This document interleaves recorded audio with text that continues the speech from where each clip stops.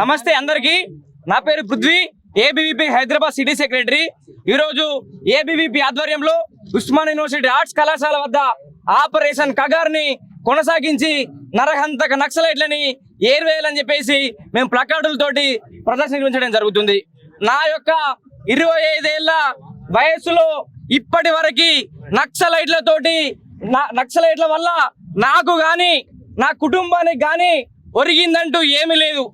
కానీ నేను ఈరోజు ఈ దేశంలో స్వేచ్ఛగా గాలి పీల్చుకుంటున్నా, అన్నం తింటున్నా, చదువుకుంటున్నా అంటే దానికి కారణం భారత సైనికులు.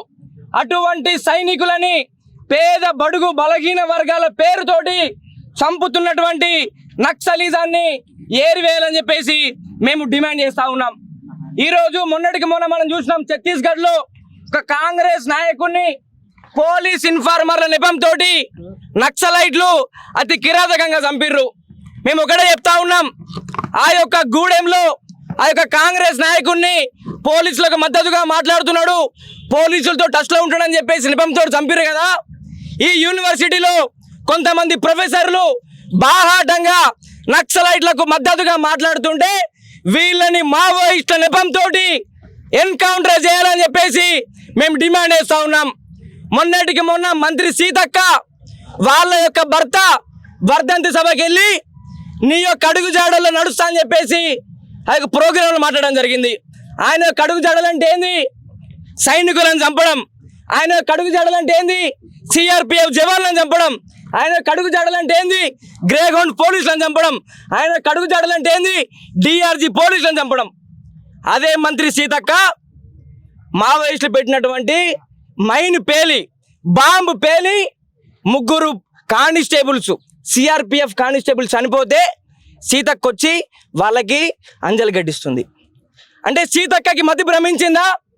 ఒక పక్కనేమో వారి యొక్క భర్త యొక్క అడుగు జాడలు నడుస్తూ సైనికులను పట్టణ పెట్టుకుంటాం, సిఆర్పిఎఫ్ జవాన్లను చంపుతామని చెప్తూ మరొక పక్కనేమో అదే నక్సలైట్ల చేత చనిపోయినటువంటి పోలీసులకి అంజలి ఘటించడము ఆ యొక్క పోలీసులని అవమానించినట్టే.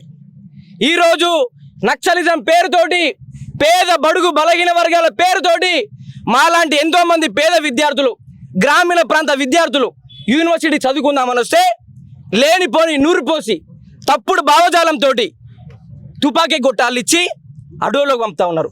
కానీ ఇక్కడ ఉన్నటువంటి అర్బన్ నక్సలైట్లు ప్రొఫెసర్లు వాళ్ళ యొక్క కొడుకులు బిడ్డలు మాత్రం అమెరికాలో అక్కడిక్కడ ఏసీ క్యాంపస్లలో చదువుకుంటూ మాలాంటి పేద బిడ్డలు మాత్రం ఈరోజు గ్రేహౌండ్లో శవాలుగా మారాలి. ఈరోజు కాంగ్రెస్ నాయకులు టీఆర్ఎస్ కేసీఆర్ మాట్లాడుతూ శాంతి చర్చలు. దేనికి శాంతి చర్చలు? ఇదే పోలీసులు నక్సలైట్ల చేతిలో చనిపోయినప్పుడు వీళ్ళు నోరు ఎందుకు మూగపోయినాయి? వీళ్ళెందుకు శాంతి చర్చల కోసం పిలవలేరు? వాళ్ళు కూడా మన దేశ బిడ్డలే కదా. గమ్మత్ ఏంటంటే రాజ్యాంగానికి వ్యతిరేకంగా, ప్రజాస్వామ్యానికి వ్యతిరేకంగా తుపాకీ పట్టిన వాళ్ళకి ఈరోజు ప్రజాస్వామ్య హక్కుల గురించి మాట్లాడుతూ ఉన్నారు కొందరు మేధావులు ముసుకున్నటువంటి ప్రొఫెసర్లు. వాళ్ళు తుపాకులు పట్టిందే రాజ్యాంగానికి వ్యతిరేకంగా, ప్రజాస్వామ్యానికి వ్యతిరేకంగా, దేశానికి వ్యతిరేకంగా. అటువంటి వ్యక్తులకి ఈరోజు ప్రజాస్వామ్య హక్కులంటూ కళ్ళు బొల్లి కబర్లు చెప్తూ ఈరోజు వాళ్ళని ఏదైతే రక్షించేటువంటి కుట్ర జరుగుతూ ఉంది. మనం చూస్తూ ఉన్నాం, వెనక ఆర్ట్స్ కాలేజ్ ఉంది. ఆ యొక్క ఆర్ట్స్ కాలేజీలో శాంతి చర్చలకు పిలవాలని చెప్పేసి సెమినార్ పెడతా ఉన్నారు. సిగ్గుందా మీకు?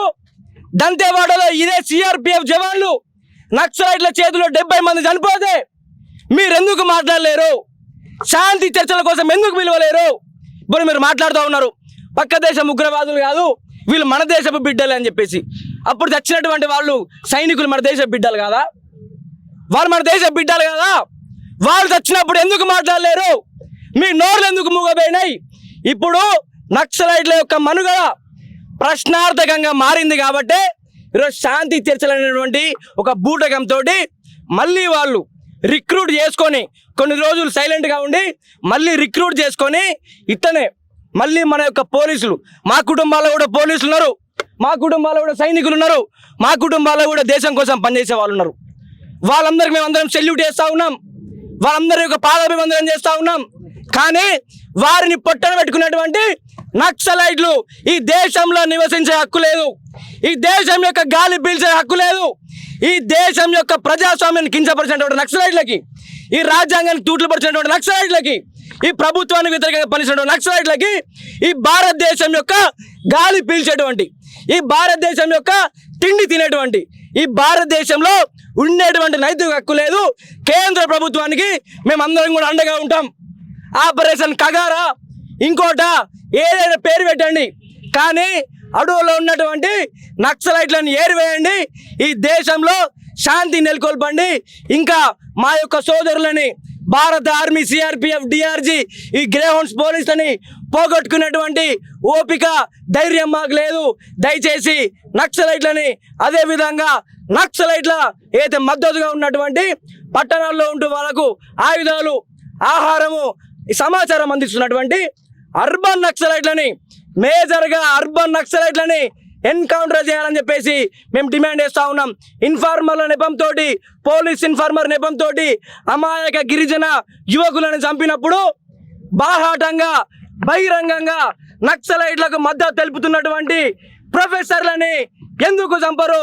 వీళ్ళను కూడా మావోయిస్టుల ఇన్ఫార్మర్ల నెపంతో వీళ్ళని కూడా ఎన్కౌంటర్ చేయాలని చెప్పేసి మేము డిమాండ్ చేస్తూ ఉన్నాం. పృథ్వీ, మీరు చెప్పండి, ఇందాక అర్బన్ నక్సలైట్లు, ప్రొఫెసర్లు వీళ్ళంతా కూడా ఆ నక్సలిజానికి మద్దతుగా మీరు నిలబడుతున్నారు అంటే మీరు అంటున్న ప్రొఫెసర్లు, అర్బన్ నక్సలైట్లు ఎవరు? మీ దృష్టిలో అర్బన్ నక్సలైట్ అంటే ఏంటి?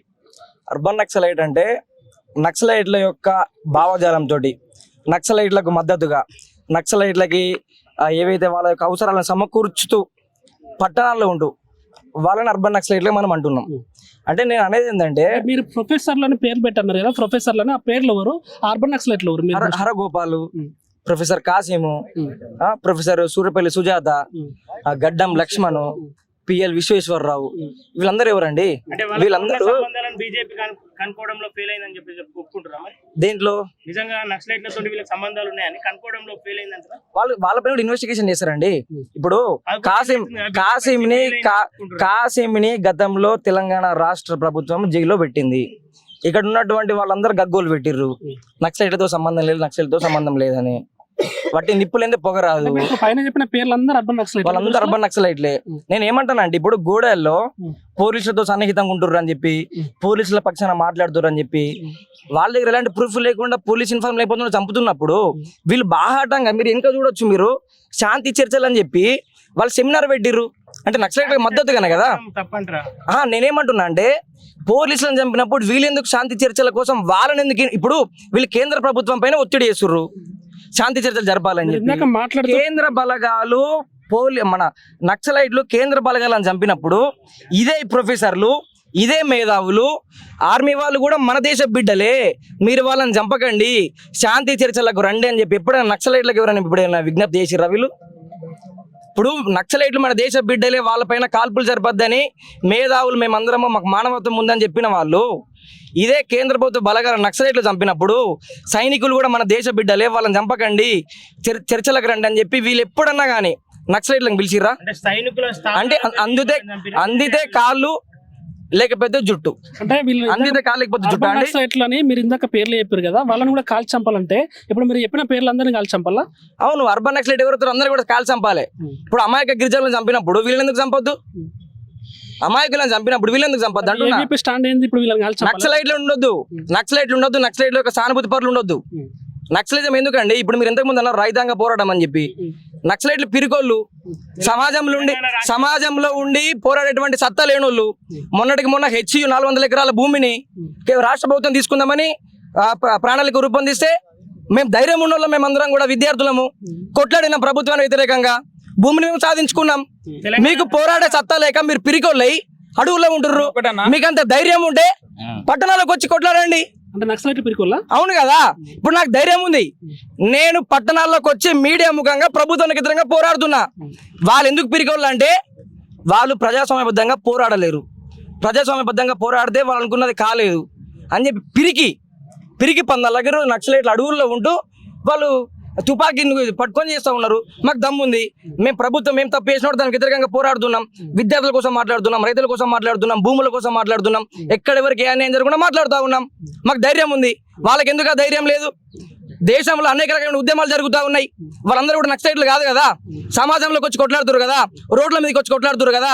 మీరు చెప్పినటువంటి రైతు సంఘాల యొక్క ధర్నా ఢిల్లీ కేంద్రంగా జరిగింది కదా, కేంద్ర ప్రభుత్వం వెనక్కి తగ్గింది కదా. ఒక్కొక్కరిది ఒక్క ఐడియాలజీ ఉంటుంది. కొంతమంది అవును, నేను అనేది ఏంటంటే 21st సెంచరీలో ఈ దేశానికి ఒక రాజ్యాంగం ఉంది, ఈ దేశానికి ఒక రాజ్యాంగం ద్వారా ఏర్పడినటువంటి ప్రభుత్వం ఉంది, అధికారులు ఉన్నారు. వీళ్ళందరూ ఉండగా కూడా ప్రభుత్వానికి రాజ్యాంగానికి వ్యతిరేకంగా తుపాకీ పట్టేటువంటి అధికారం ఎవరు ఇచ్చిర్రు? ఇదే 50-60 ఏళ్ల కింద ఇదే రాజ్యాంగం ముందు అప్పుడు మన దుర్లపాలన ఉండే. అప్పుడు ఎట్లా? ఇప్పుడు నేను అనేది అదే అండి, ఒకప్పటి నక్సలిజానికి ఇప్పుడు నక్సలిజానికి చాలా తేడా ఉంది. ఒకప్పటి ఇప్పటి నక్సలైట్లు అందరూ కూడా స్వార్థపరులు.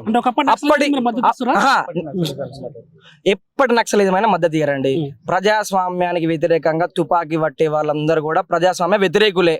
ప్రజాస్వామ్యానికి వ్యతిరేకంగా తుపాకీ పట్టే వాళ్ళందరూ కూడా ప్రజాస్వామ్య వ్యతిరేకులే, రాజ్యాంగ వ్యతిరేకులే. రాజ్యాంగబద్ధంగా కొట్లాడండి, మీతో పాటు మేము వస్తాం. మీకు ఏ డిమాండ్లు ఉన్నాయో నక్సలైట్లకి మీరు బయటకు వచ్చి కొట్లాడండి. మీ న్యాయమైన డిమాండ్లు అనుకుంటే ప్రజలు మీ వెనుకొస్తారు కదా. కేంద్రం మీద ఒత్తిడి చేస్తారా మరి నక్సలైట్లతో చర్చలు పెట్టుకుని ఏబీపీ నుంచి? చర్చలు ఎందుకండి, అడవులకి రండి, లొంగిపోండి అని చెప్తున్నారు. కేంద్ర ప్రభుత్వం కూడా ఎక్కడ లొంగిపోయే వాళ్ళని కాల్చట్లేదు, మీరు చాలా మంది లొంగిపోయారు, చాలా మంది మీరు చూడండి, గత 2-3 నెలల్లో 100 మంది నక్సలైట్లు లొంగిపోయారు. ఒకవేళ వాళ్ళు లొంగిపోయే వాళ్ళు ఓకే, ఆమె బయటికి సమాజంలోకి వస్తే ఆమెను నక్సలైట్లే కాల్ చంపారు కదా. ఒక విషయం అండి, శాంతి చర్చలకు ఎందుకు పిలవాలి? ఎందుకు పిలవాలి? నేను చెప్పేది ఏంటంటే శాంతి చర్చలు వినండి. శాంతి చర్చలు ఇప్పుడు మీలాంటి వాళ్ళు ఎవరైనా ఉంటే ప్రజాస్వామ్యబద్ధంగా కొట్లాడితే మీ డిమాండ్లు ఏమున్నాయో పిలిచి మాట్లాడతారు. మీరు కొట్లాడదే రాజ్యాంగానికి వ్యతిరేకంగా, కొట్లాడదే ప్రజాస్వామ్యానికి వ్యతిరేకంగా, కొట్లాడదే ప్రజాస్వామ్యబద్ధంగా డాక్టర్ బిఆర్ అంబేద్కర్ రాసినటువంటి రాజ్యాంగానికి వ్యతిరేకంగా, రాజ్యాంగం ఇచ్చినటువంటి హక్కులు వాళ్ళకి ఎట్లా వర్తిస్తాయండి? రాజ్యాంగబద్ధంగా దొరల నుంచి భూములు నడిపించే పేద ప్రజలకు పంచారు. ఒకటండి, మీరు సాయుధ రైతాంగ పోరాటంలో నక్సలైట్ల పాత్ర ఉంది, లేదనట్లేదు.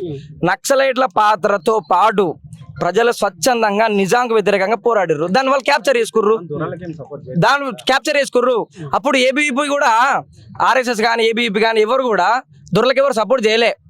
పేద ప్రజలు, కామన్ ప్రజలు. ఇప్పుడు మీరు తెలంగాణ కేసీఆర్ ఇచ్చిండు, ఒప్పుకుంటారా? కేసీఆర్ ఇచ్చిందంటే సబ్బండ వర్గాల ప్రజలు ఆంధ్ర పాలకుల వ్యతిరేకంగా విసుగెత్తిపై కొట్లాడిర్రు. అప్పుడు కూడా అంతే, తెలంగాణ ప్రజలు దొరల పాలన వ్యతిరేకంగా విసుగెత్తి కొట్లాడిర్రు. అప్పుడు నక్సలైట్లు, మన సిపిఐ కమ్యూనిస్టులు ఫ్రంట్ లైన్ లో ఉన్నారు. అంత మాత్రం ఇప్పుడు కేసీఆర్ తెలంగాణ ఇచ్చినట్టు అవుతుందా? అప్పుడు అందరూ కూడా తెలంగాణ సబ్బండ వర్గాల ప్రజలు దొరలు వేసినటువంటి అకృత్యాలకి, అరాచకాలకి విసుగెత్తిపై కొట్లాడిర్రు. వాళ్ళందరూ పాత్ర ఉంది. నక్సలైట్లు ఇచ్చిన ఎట్లా అనుకుంటారు మీరు? సో ఫైనల్ గా ఏం చెప్తారు ఏబీపీ నుంచి? ఒకటే అండి, మీకు ఈ దేశ ప్రజల యొక్క సమస్యల పైన పోరాడవలసింది ఉంటే ప్రజాస్వామ్యబద్ధంగా పోరాడండి. మీ యొక్క నాణ్యమైన న్యాయమైన డిమాండ్లు అయి ఉంటే ప్రజలు మీ వెనుకొస్తారు.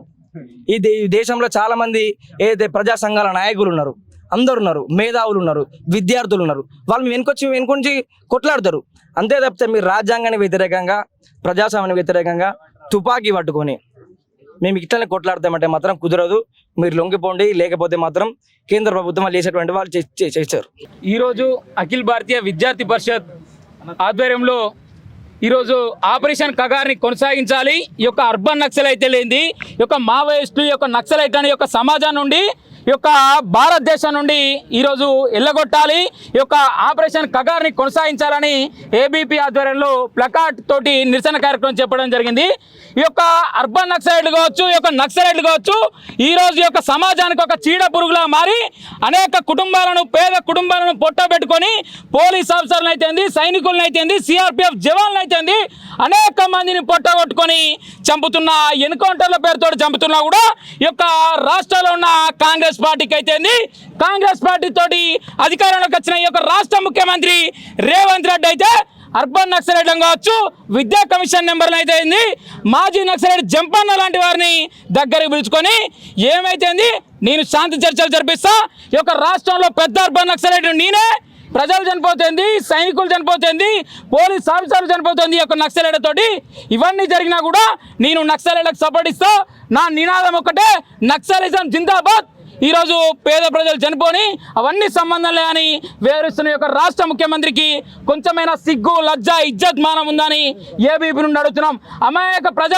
అమాయక గిరిజన తండాలోని ప్రజలు ఇదే నక్సలైట్ ఈరోజు బాంబులో కావచ్చు ఎన్కౌంటర్ల పేరుతోటి అనేక మంది చనిపోయినా కూడా అనేక మంది పోలీస్ ఆఫీసర్లు మొన్న మునుగు లాంటి ఏరియాలో ఒక నాగరాజు ఎస్ఐ అయితేంది అమాయక గిరిజనులు అయితేంది అనేక మంది చనిపోయినా కూడా ఈ యొక్క నక్సలైట్లకు ఈ యొక్క రాష్ట్ర ముఖ్యమంత్రి వంత పడడం నిజంగా దుర్మార్గకరం. ఇప్పటికైనా మేము ఒకటి అడుగుతున్నాం, నిజంగా ప్రజాస్వామ్యంలో బ్రతికే హక్కు అందరికీ ఉంది, కానీ ఒక ప్రజాస్వామ్యాన్ని గౌరవించుకుంటూ ఒక రాజ్యాంగాన్ని గౌరవించుకుంటూ అసలు ఓటేయని యొక్క నక్సలైట్కు ఏదైనా ఓటెత్తామంటే నాకు తుపాకీ తూటే ఓటం, నేను తుపాకీ కొట్టాలన్న ఓటు అని చెప్పుకునే యొక్క నక్సలైట్లు ప్రజాస్వామ్యంలో ఉంటూ ఓటు హక్కు వినియోగించుకోరు. వీళ్ళు ఉండేది అడవులలో, ఈ అడవులలో కూడా సమాజాన్ని మొత్తం అంధకారంలోకి తీసుకుపోయే భావజాలంతో కావచ్చు సిద్ధాంతంగా కావచ్చు ముందుకు పోతున్న యొక్క నక్సలైట్లకు ప్రజాస్వామ్యబద్ధంగా ఓటు హక్కు విధానంతో ఎన్నికైన యొక్క రాష్ట్ర ముఖ్యమంత్రి వారికి సపోర్ట్ చేయడం నిజంగా సిగ్గుచోటు. నిజంగా పోలీస్ ఆఫీసర్లేమో విడ్డూరకరం, పోలీస్ ఆఫీసర్లేమో ఈ యొక్క నక్సలైట్లను అరికట్టాలి, నక్సలైట్లను అంతం చేయాలని ఈరోజు ఆపరేషన్ కగార్ని కొనసాగించాలని ఆలు వేడుకుంటే నేను యొక్క రాష్ట్ర ముఖ్యమంత్రి కాబట్టి నేను చెప్పిందే వేదం, నేను యొక్క నక్సలైట్లకు శాంతి చర్చలతోటి మద్దతు పలుకుతా అని చెప్తుండు. 2010లో కూడా 2004లో కూడా ఈ యొక్క నక్సలైట్లు ఒకటే చేసిరు. ఆనాడు కూడా ఇలా ఉనికి లేనప్పుడు వీళ్ళు మొత్తానికే సమాజం నుండి మేము అంతమవుతున్న క్రమంలో ఇలాంటి చర్చలు ఈరోజు ఉస్మానియా యూనివర్సిటీలో ప్రొఫెసర్ల పేరు మీద అర్బన్ నక్సలైట్ పెట్టిన చర్చల్లాగా చర్చలు జరిపి ఆనాడున్న జానారెడ్డి హోంమంత్రితోటి చర్చలు జరిపి నక్సలైట్లు మరొకసారి యుద్ధం చేయరు, నక్సలైట్లు మరొకసారి తుపాకులు పట్టరు, నక్సలైట్లు సమాజ అభివృద్ధి కోసం కృషి చేస్తారు, నక్సలైట్లు యొక్క దేశం కోసం కృషి చేస్తారన్న క్రమంలో ఆనాడు శాంతి చర్చలు జరిపి మనం వీడుకున్నాం. కాబట్టి చూసినట్టయితే దాదాపు 15 సంవత్సరాలు గడిచినా కూడా మళ్ళీ నక్సలిజం అనేది ఒక ఏరులాగా మారి ఒక సమాజంలో ఒక చీడ పురుగులాగా తయారైంది. ఏ గ్రామానికి పోయినా కూడా అయ్యో కొడుక నేను నా కొడుకును ఈరోజు అడవులలోకి పంపించి గన్నిచ్చి పంపించిరి, ఏదో సిద్ధాంతం నేర్పి నా కొడుకును దూరమైనా నా కుటుంబం ఆగమైంది. ఆ యొక్క నక్సలిజం పేరుతోటి మా గ్రామంలో అనేక మంది యువకులు కావచ్చు పేద ప్రజలు కావచ్చు చనిపోయారు. ఈ యొక్క నక్సలిజాన్ని అంతం చేయాల కొడుక, ఈ యొక్క నక్సలిజం ఉంటే ఈ యొక్క భారతదేశంలో అనేక మంది అమాయక ప్రజలు చనిపోతున్నారు. ఈ యొక్క నక్సలిజం కాదు, నా కొడుకును చదివించుకోవాలి, నా కొడుకు మంచి విద్య కావాలి, నా కొడుకు మంచి విశ్వవిద్యాలయంలో చదవాలి. వీళ్ళ కొడుకులేమో అమెరికా US లో ఉంటారు కొడుక, కానీ నా కొడుకు నాట నీ అడవులలో పంపనట. ఇది ఎంతవరకు కొడుక? ఇప్పటికైనా ఒకటే అడుగుతున్నాం, ఈ యొక్క నక్సలిజం పేరుతోటి ఎవరైతే ఈ యొక్క ప్రొఫెసర్లుగా ఉండి వీళ్ళేమో ఇక్కడ పాఠాలేమో కలం పట్టుకొని చాక్ పీసులు పట్టుకొని చెప్తారు, వీళ్ళు తయారు చేసిన విద్యార్థులేమో ఈరోజు అడవులకు పోయి గన్నులు ఇచ్చి పంపుతారట. ఇదేం సిద్ధాంతం? తెలంగాణలో భూస్వామ్య వ్యవస్థ అప్పుడు చాలా దారుణంగా ఉండేది మనం చిన్న ఉన్నప్పుడు. సో అలాంటప్పుడు నక్సలైట్లు అడవి నుంచి బయటకు వచ్చి భూస్వామ్య నిజంగా ఆ మాట నిజమే. కాకపోతే ఏంటిదంటే అంటే అప్పుడు అణగారిన వర్గాల కోసం అది పనిచేసినట్టు అనిపించలేదా? దొరలు బెత్తందారులు ఆనాడు ఉన్న నిజాం పరిపాలన చేతులలో నక్సలిజం సిద్ధాంతం నడిచింది. కాకపోతే ఈరోజు ప్రజాస్వామ్యంగా మనందరం కూడా గవర్నమెంట్ ఎంచుకుంటున్నాం, మనందరం కూడా ఈరోజు ప్రజాస్వామ్యం ఉంది, అంబేద్కర్ రచించిన రాజ్యాంగం ఉంది. మేము కూడా నక్సలైట్లకు వ్యతిరేకం కాదు. మీరు తుపాకీ తూటాలు వదలండి, మీరు శాంతి చర్చలు మీరు ఇంకోసారి అడవులకు పోకండి, మనందరం కూడా సమాజం నుండి కృషి చేద్దాం. శాంతి చర్చలకు మేము తయారున్నా కూడా ప్రభుత్వం మమ్మల్ని పట్టించుకుంటలేదు అంటారు వాళ్ళు. ఏ ప్రభుత్వం అన్నా? ఇప్పుడున్న కేంద్ర ప్రభుత్వము మమ్మల్ని శాంతి చర్చలకు అవసరం లేదు, ఎన్కౌంటర్లే కావాలని చెప్పి శాంతి చర్చలు అవసరం లేదని చెప్తుంది కేంద్ర ప్రభుత్వం అని అంటారు. మేమేమంటారు అంటే తుపాకీ తూటాలు వీడండి, మన అందరం కూడా సమాజ అభివృద్ధి కోసం కృషి చేద్దాం. వీడొస్తామంటారు వాళ్ళు వీడొస్తాము, మేము చర్చలకు సిద్ధం అంటారు. పిట్టర్లకి మమ్మల్ని దొరకబట్టి కాల్చి చంపుతారు, మా అన్నంలో విషం పెట్టి చంపుతారు, మేము బయటకు వస్తాము మాతో మాట్లాడరు అన్న కూడా కేంద్ర ప్రభుత్వం నుంచి ఏ స్పందన లేదు అని చెప్పి లెటర్ రాశారు వాళ్ళు. అన్న 2010లో కూడా కేంద్ర ప్రభుత్వంతో చర్చలు జరిపి ఆనాడున్న కాంగ్రెస్ ప్రభుత్వంతో చర్చలు జరిపినా కూడా 15 సంవత్సరాలు కూడా ఆనాడు కూడా తుపాకీ నేను వదులుతా, నా సిద్ధాంతాన్ని వదులుతా అని చెప్పిన యొక్క నక్సలైట్లు అదే బూటక సిద్ధాంతంతో అమాయక ప్రజలు చనిపోయినప్పుడు మీలాంటి మీడియా మిత్రుడైతేంది ఇలాంటి ప్రభుత్వాలైనా కూడా దాదాపు 15 సంవత్సరాలు గడిచినా కూడా అనేక మంది అమాయక ప్రజలు కావచ్చు, పోలీస్ ఆఫీసర్లు కావచ్చు, CRPF జవాన్లు కావచ్చు, సైనికులు కావచ్చు, ఇలాంటి వారు చనిపోతే మనందరం కూడా ఆనాడు మనమే వదులుతా అని చెప్పిన ఈ యొక్క నక్సలైట్లకు సపోర్ట్ ఇచ్చాం. వాళ్ళు మన మరి మీరు బిడ్డలే, ఈ రోజు వాళ్ళు నక్సలైట్లకు మన సపోర్ట్ బిడ్డలే, ఇచ్చినట్టేనా? వీళ్ళు మన బిడ్డలే, వాళ్ళు మన బిడ్డలే, వీళ్ళు మన బిడ్డలే. ఈ సమస్యకు పరిష్కారం ఏంది మరి? సమస్య పరిష్కారం అంటే తుపాకీ తూటాలు పక్క పెట్టండి, మనందరం కూడా శాంతి చర్చలు జరపడానికి అందరం కూడా కృషి చేద్దాం. మరొకసారి సమాజ అభివృద్ధి కోసం కృషి చేద్దాం. కాబట్టి అడవులు మనకు ఈరోజు ఎంచుకుంటూ కాదు, సమాజంలో వండుకుంటూ సమాజ అభివృద్ధి కోసం కృషి చేద్దాం. మనందరం కూడా గన్ను సిద్ధాంతాన్ని పక్క పెట్టి పెన్ను సిద్ధాంతంతో ఒక సమాజాన్ని నడుపుదామని కోరుకుంటున్నాం. విదేశాల్లో ఉన్నత విద్యను చదువుకోవాలని అనుకుంటున్నారా? అయితే వెంటనే ఫ్లైగ్రాడ్ ఓవర్సీస్ ఎడ్యుకేషన్ కన్సల్టెన్సీని సంప్రదించండి. మీ విదేశీ కలలను సాకారం చేసుకోండి. ఫ్లైగ్రాడ్